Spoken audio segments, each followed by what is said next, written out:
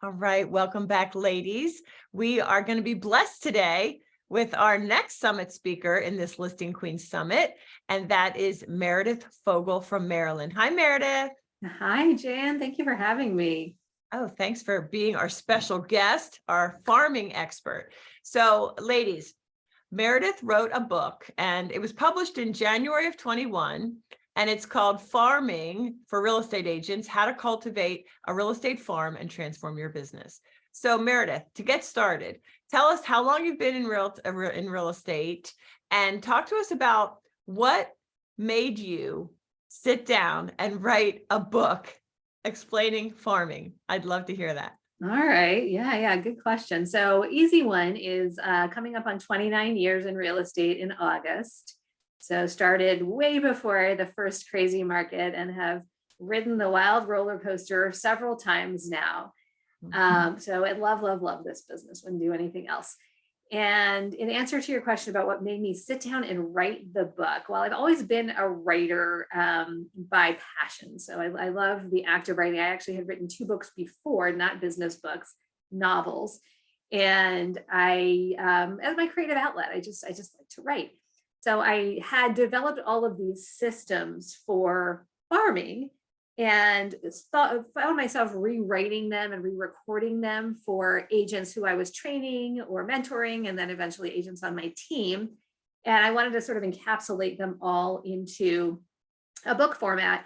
Then I started masterminding with people who were geographic farming experts in their areas and learning a ton. And I thought, well, I've got stuff, but other people have really good stuff too. I'd love to put this into some kind of a format that could be shared.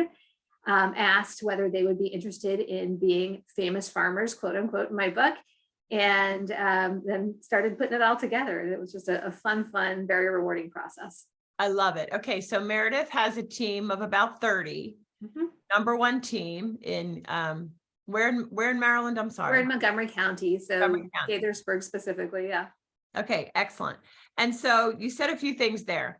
Number one, you had your ideas, you systematized them, and you sought other people in collaboration, right? And Right. I think there's so many women realtors that kind of feel like they would be apprehensive to even ask someone else anything. So I want the attendees, registrants in this Listing Queen Summit to really hear that collaboration. And you said you love. Been in this business almost 3 decades. You must have started when you were 15. I don't know, but Thank you. but seriously, it's like you said, I love real estate, and I do too. And I think, ladies that are in this summit, you've got to either love it or get out. And I don't mean to be whatever, but this is crazy. You said roller coaster, and I love every second of it, right? Yes. So I love that. All right.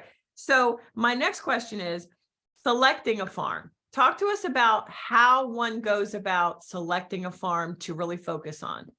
Yeah. So when you're selecting a farm, you need to think of it 2 different ways and with 2 parts of your brain. So you want to do it sort of creatively with your heart and logically with your head. So when you look at the book, it has a whole plan for selecting with your heart and with your head. I'm going to go with the logic piece first.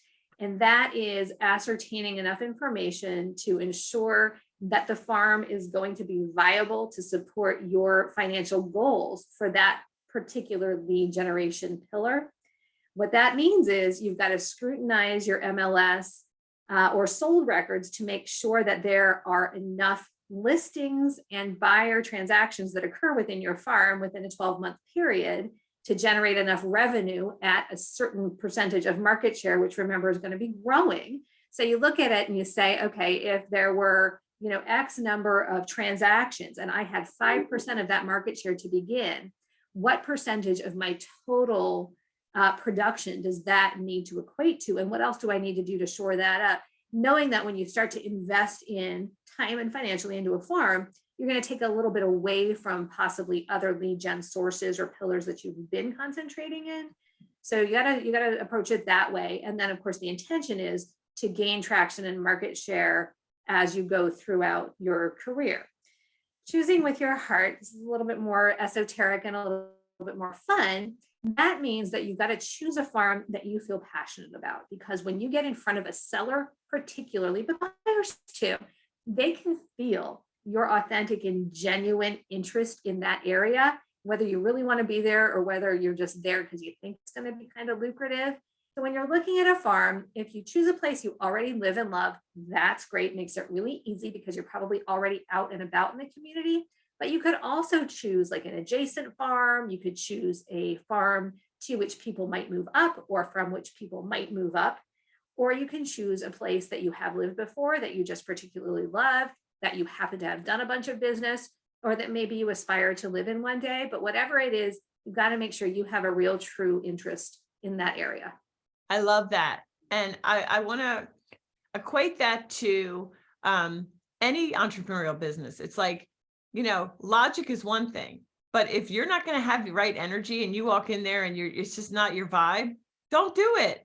Don't do it. Right. I would rather they choose from the heart, and then they'll make it right. Like they'll just create something out of it, right?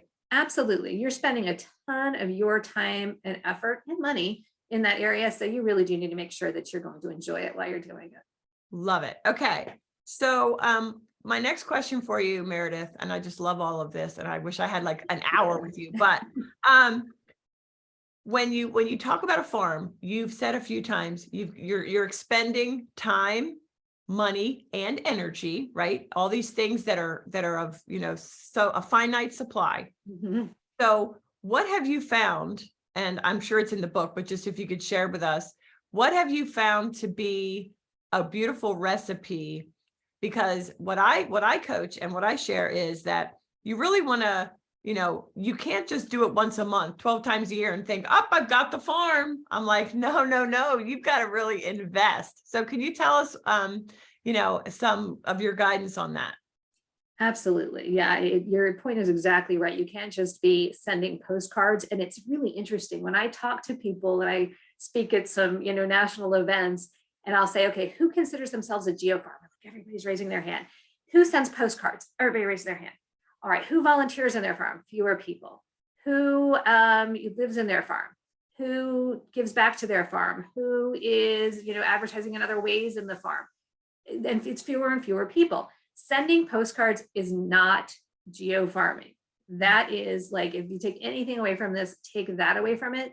Sending postcards alone is literally flushing your money down the toilet. That is not ever, you might get a one-off here or there, but even if you get the one-off and you don't do the right things, you don't invest the rest of it, you might as well not spend your money on it. So geofarming, and to speak to your kind of recipe question, is a combination of a bunch of different efforts, most of which beautifully don't really cost anything other than your time, which of course is our most finite resource, but when you invest it properly, it has the greatest reward. What I mean by that is when you do things that are service first or community oriented first, that energy comes back to you, that investment of time comes back to you like at least tenfold. So when you do something like, whether it's, a little chairing an event for your PTA, or you're running the swim team, or you are starting a big event for your entire neighborhood or subdivision or area, or you're sponsoring something and being out and about with the community, all of those things are what people remember you for. They put you in a position of authority and responsibility. They kind of cast you in a different light for the members of your farm, and they give you an opportunity to get face to face, belly to belly, as I call it, with the members of your residential area, and give you that opportunity to build relationships and connect. And you all know real estate is at its heart the business of relationships. So that's where you have to begin. I love it. Okay. So what it sounds like is it's a layered approach. Oh, yes. Right? So you send the postcards, perhaps you might have a Facebook group, and then you say if there's an HOA or even if there's not, you become the leader and you say, hey, what's needed here? Let me fill it in. Right. Exactly. That's what I'm hearing. Okay. Exactly. Yep. So in the book, you talk about farm dominance. Is that what we're talking about? Farm dominance is what you're going to be building toward by putting all of those layered approaches into place and by gaining market share over time. And again, it's a gradual process. It doesn't happen right away. You need to make sure that you're putting your time and investment into the right things, that you're out and about in the community, staying top of mind in any way you possibly can. You want to be that agent that people say, man, I see you everywhere when you go out. And when you become that, what I call that locally famous agent, it's really funny. People, little kids will be like, can I have your autograph in Starbucks? I mean, it's when people, I go into a store now, people are like, are you the Meredith Fogle? I'm like, oh my God, that's so embarrassing. Because I'm only like famous here, but people do know me everywhere I go. And I'm always super happy to talk to people. Everybody loves talking about real estate.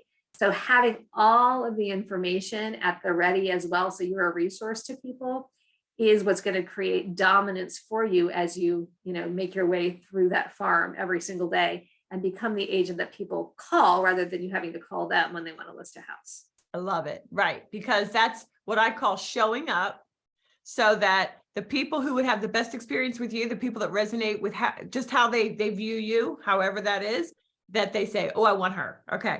Yep. So you've said this a few times with respect to market share. So ladies, market share is, the number of closings that you would have versus the total number, right? Correct. So, and with respect to this, you could say, okay, if there are 25 closings in this farm per year, and I get 5 of them, then I have 5 divided by 25. So whatever that, I don't know, 20%. I don't even know. I'm terrible with math. But you get what I'm saying. Wait, what's 5 divided by 25? Yeah, 20%. So you'd have 20% market share within the farm. Okay. So my question is, what would you say in terms of an expectation if somebody is super serious, super focused, really involved with, like you said, the community, demonstrating their caring and their position of authority? It could be 6 months, 8 months, 12 months before they get, talk to us about expectation. Okay. All right. Yeah. And I think this is the other piece that's good for people to hear, is the expectation is often a quicker result than actually happens. And it can feel like it's a little bit of a slog at first, but like anything else, it's like a snowball effect that the more you put into it, the more you're going to see it become a rolling return for you. As far as expectation, I will tell you, it took me about 5 years to get to the point where people started to call me and say, you're the queen of Kentlands, so I need you to come talk to me about, my house. And I was like, the first time that happened, I was like, oh my gosh, finally I did it. Because that's what I've been working toward all of this time, rather than me being on the playground every day going, hey, did you see what your neighbor's house sold for? Or at the grocery store being like, oh my gosh, did you see the one across the street that just sold? Being the person always giving the information rather than being asked for the information. I would say after about 12 to 18 months, you should start to see, if you're doing it right and putting all the pieces in place, people starting to come to you for information, not necessarily to engage you as an agent yet, but to ask you questions. The first time somebody goes, hey, I know you're in the middle of something else, but do you mind talking shop for a second? You're like, oh, good, I made it. Somebody who's recognizing me as a resource. So 12 to 18 months for that. And then someone, and you should be getting a listing, I would say, within 12 months for sure, if you do it right. And then to see people coming to you, that's probably going to take about 5 years for you to become like that known go-to agent of persistent, consistent effort. Yeah. For you to gain market share, I would shoot for a market share of about 5% if you can get it within the first 18 to 24 months. And then if you can get to 10% the year after that, about 5% increments. Most farmers who consider themselves successful geographic specialists hover between about a 25 and 35% market share. Really dominant farmers can tip it above 50%, but it's pretty rare. Mm-hmm. Oh, that's interesting. Okay. So what I hear as a coach is that there's apprehension to, they move to a great neighborhood. They want to farm it. Mm-hmm. And then, but they suddenly get mail from someone, and someone is already sponsoring the Christmas tree lighting or Mm-hmm. the Easter bunny. So what is your thought on someone being a second farmer, or do you know what I mean? Talk to me if you could about that. Yeah. The truth of the matter is if there is one dominant farmer, the door is wide open for somebody else to come in, because guess what? Not everybody likes that person. Yeah. And you might just have a different style and a different take on things. So figure out what differentiates you and put an offer out there that attracts people to call you. A lot of farmers break in with something like a special offer of a free something or a reduced something that just at least opens that door a crack. And then when you can get your foot in the door, if you're an accomplished presenter and a good consultative listing agent, you're going to be able to convert that lead into a listing and then begin to gain market share traction that way. So if there's just one dominant agent, door is wide open. And again, this is all in the book too. Go through the MLS and look to see what have people done in those farms. And you will notice in a lot of subdivisions or geographic areas, it's very scattershot. Like there's really not one dominant person. It's a bunch of different people, and people move in and out of the farm. Sometimes one year somebody will have 5 listings, the next year they'll have 2 listings, the next year they'll have 7 listings.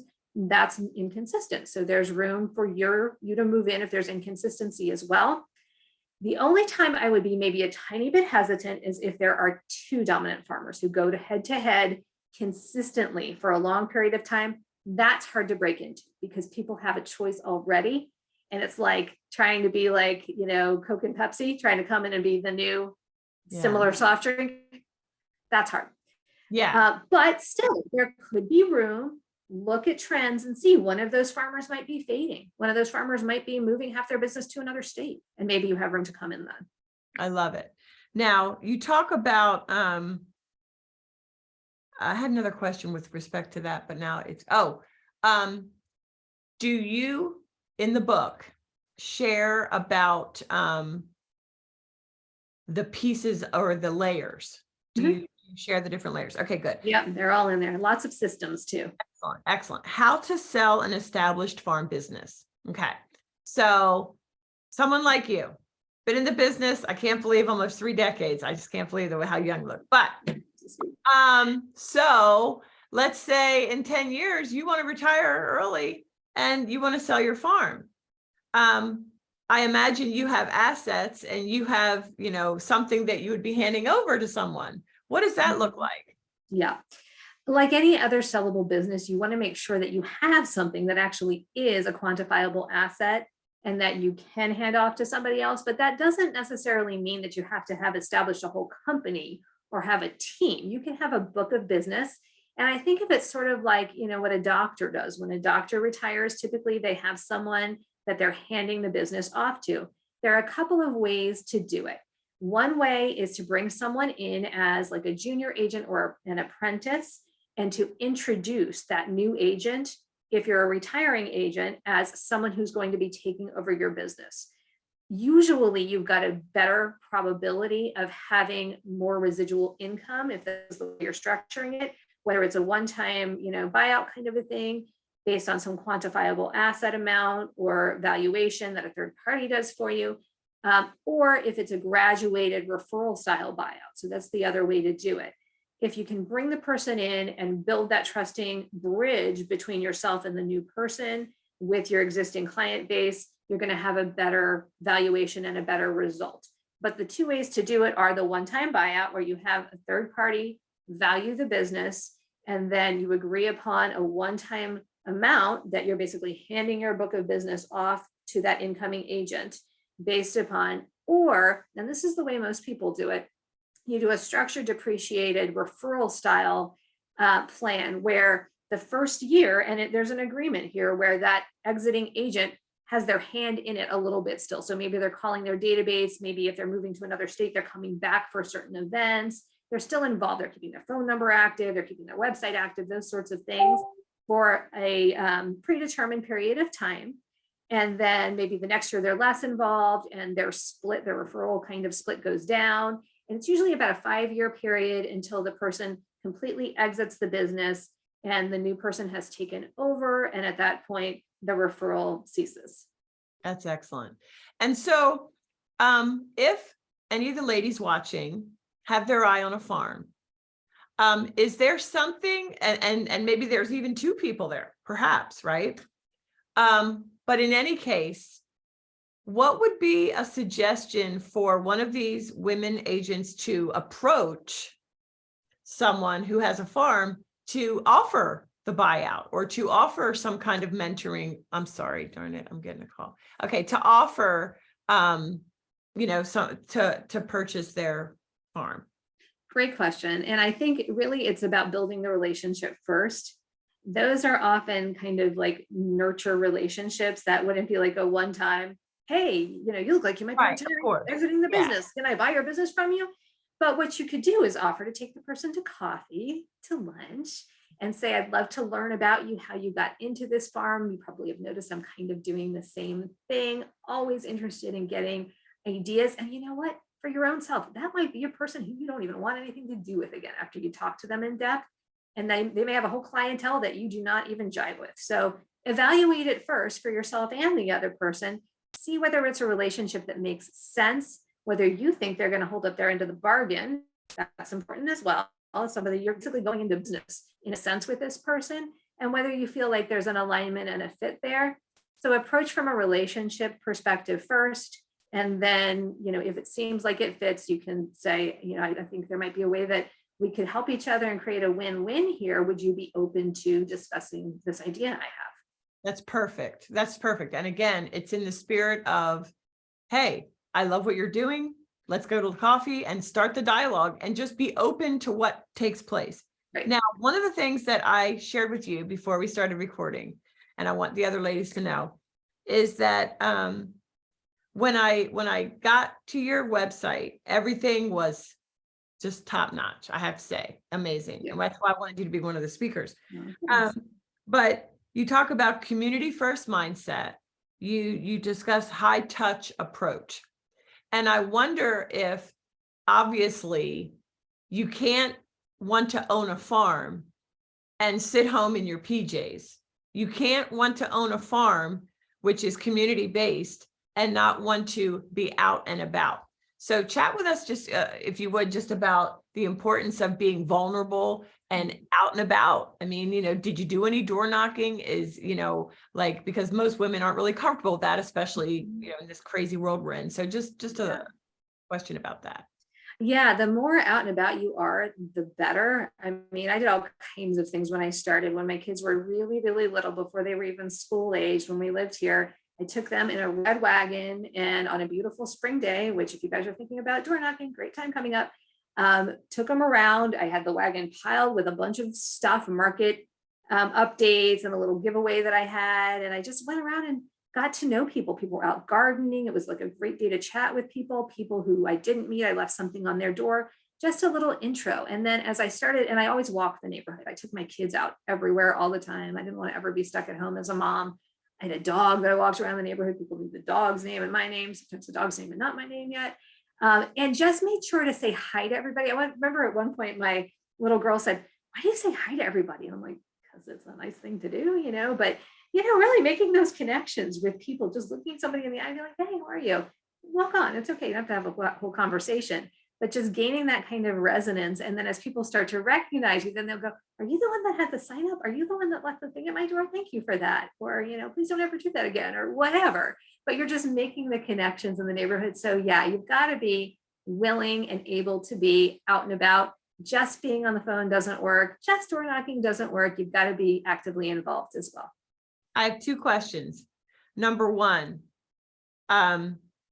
what number, because we have neighborhoods across the country, some are small and some have hundreds. Mm-hmm. So is there a magic number, or is there any thoughts on the size of the farm?